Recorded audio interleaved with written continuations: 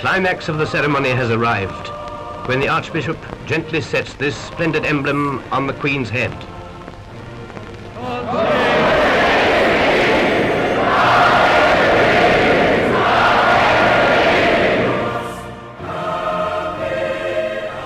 The first time I heard about Queen Elizabeth II was through my middle school's history book, back in China. She looks nice, like a grandma, but ultimately is quite irrelevant to me. And since that first glance of her portrait in the book, she and her entire family have never occurred in my life again, until the news of Prince William's marriage took over all the news feed. First this morning, well, it's official. After an 8-year on-again, off-again relationship, Prince William and Kate Middleton have announced their engagement. To be married. That's according Prince to a William statement and from Kate Middleton Clarence were House. pronounced man and wife at 11:17. What is that, an MG? So William's driving his bride back to Clarence House. Of course, that's going to be where they have their London apartment for the time being, isn't it? Let's hear the reaction. How incredible! I'm quite confused by how much British endorses the Queen and how much affection they have showed towards the royal family. I wonder nowadays, why would anybody support a social hierarchy that determines privilege by family name, especially when that person is not even on the pinnacle of that system? A question occurs in my mind. How do people really feel about the monarchy? This hate brings me on a journey to find out the truth, starting with the question, how do you see the Queen? She's not in my daily life. Like, I don't think, oh, Queen Elizabeth. No, it's because I've got my own life. My name's Evelyn. I'm 21 years old. When it comes to like big events like her birthday or a new child from the royal family, then it's kind of when you kind of think of her. I don't feel anything much towards her. My name's Aaron. I'm 15 years old. I guess in my generation, we don't really talk about the royal family as it's not interesting to us. My name's Sebastian. To be honest, she has really no say in everything. It's just tradition. That's why they keep her. I remember when I was 8 when I first, like from what I remember, going to the Buckingham Palace. She was just excited, and I thought, oh yeah, I'm going to see the Queen, because I don't know, I just thought, yeah, I'm going to see the Queen, but I didn't, so it was a big disappointment, because you would assume that she'll come out, or I don't know, do something. But no, I've actually wanted to see her, like even through the window or something, you know, because it's quite exciting. We're not educated enough for that. One, from school, the internet and the news. The British monarchy has always been there. You always see them. The way I feel about them is, the way anyone feels about them ain't really going to make a difference. For it to change, I think it will cause an outbreak in the British society. It seems like people don't like the Queen, at least not as much as how it's showed on television.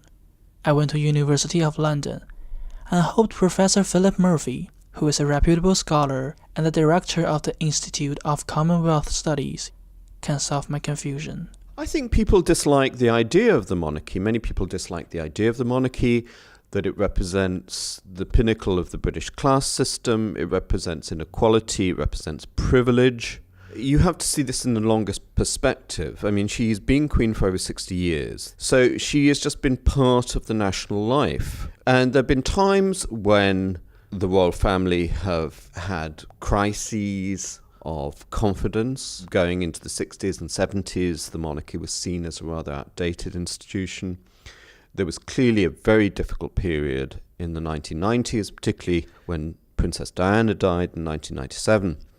But I think paradoxically, she is probably as popular at the moment as she's ever been. I think even Republicans recognise her as a complete phenomenon. I don't think the British monarchy has any influence on the British law.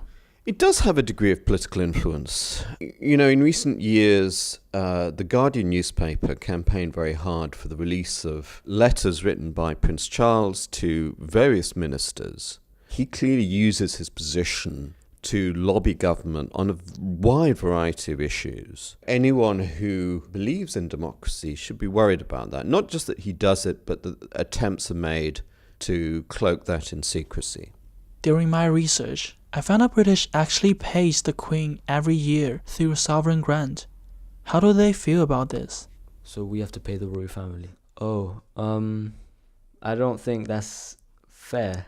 It is unfair because we're all working, you know, we all have a life. For you to pay a family, it's like, why? I don't know why. Maybe I just haven't been educated enough to know why. I think they probably don't notice it on the whole, but it occasionally come up again quite recently in relation to building work at Buckingham Palace. The public mood can be easily manipulated. I think it would be very easy for the popular press, the tabloid press, to run a successful campaign against the royal grant. The palace has worked very hard in recent years to prevent documents about that sort of influence reaching the public domain. But it's important in the longer term that we know about it and can write the history of it so that people really understand how the system works. God save the Queen, the fascist regime. I'm Pia de Keyser and I'm the campaigns officer at Republic. The whole system is so controlled by Parliament and the press that it's hard to kind of differentiate where somebody has done a good job and where actually what we have seen and what has been put out, you know, it's hard to know exactly what the case is. They don't have the requisite accountability and transparency mechanisms that all of the other institutions that receive taxpayers' money. So, you know, I would say that we live in a country that pretty much does defend freedom of speech more than others. It kind of fractures our national identity in many respects. This country in particular very, you know, holds up democracy as a very, very high political and moral ideal that we all assign to. And I think it is a problem that we have as at this sort of head of the hierarchy of power structure in the country, an undemocratically elected head of state, which is hugely present, hugely wealthy, takes in huge amounts of taxpayers' money, is very, very visible on the world stage. I don't think that's sort of conducive to building up our identity as a nation, as a leading democratic nation.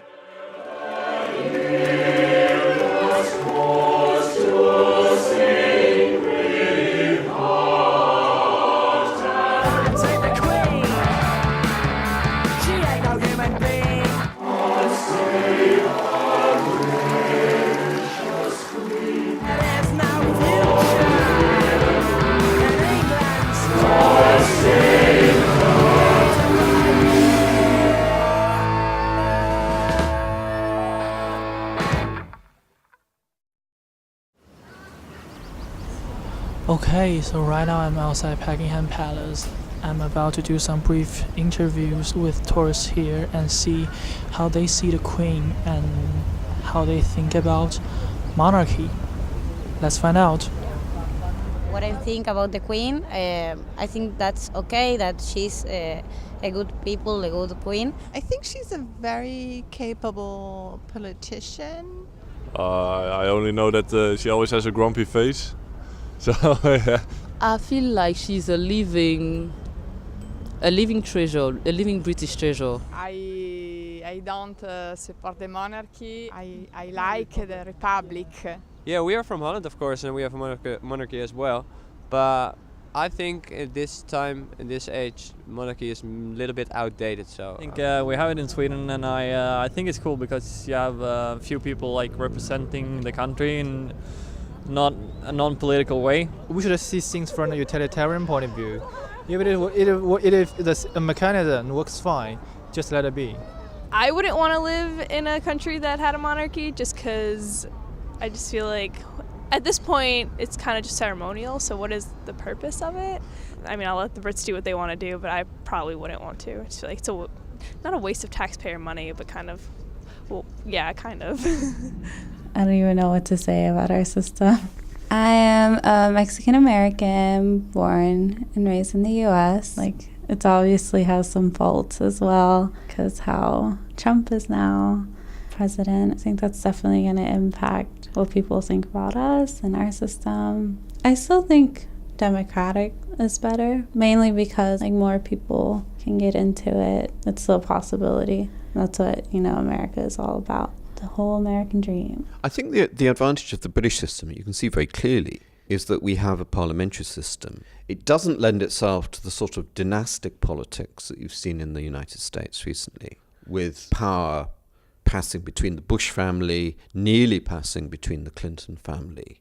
Because when it comes to the presidency, you need a lot of money, and it doesn't really matter too much, as we've seen in Trump's case, whether you have any serious political experience at all. At the end of the day, what democracy brings is choice.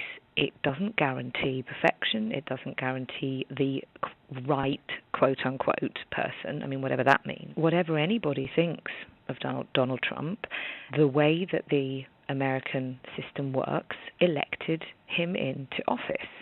Now, that at least has told the rest of the world something very, very important about where people's heads are at in the States at the moment. I think that really the argument always will still hold that democracy is a better way forward than not having any choice at all, because it's only when people have choice that we actually hear their voices and hear that what people who are actually living in the countries that are being run by these people want, good or bad. Those things, the kind of a political apprenticeship, one. Secondly, that you don't need to be a very rich person to be Prime Minister. And thirdly, that you need the support of your party in the UK, I think strengthens that sort of representative democracy in the UK. When Kate, was known to be the girlfriend and before she got married, it's just a dream because you see like Disney Channel princesses and you would think, oh, I want to be a princess when I grow up. When you're younger, you think to yourself like, what if it was me? Like, what if I was like the princess or became the queen or something? It does come with a lot of responsibilities, a lot of people around you telling you what you should be doing, what you shouldn't do, or don't leave at this time, or you can't go there, can't go to that pub and just sit down and have like a drink or stuff. You're kind of not a prisoner, but it's like I feel like they're in a different bubble. It's kind of like the Buckingham Palace, for example. That's like the bubble that they live in. Queen Elizabeth, you're the one that I wanna be with. My Queen Elizabeth, give it up, just a little bit.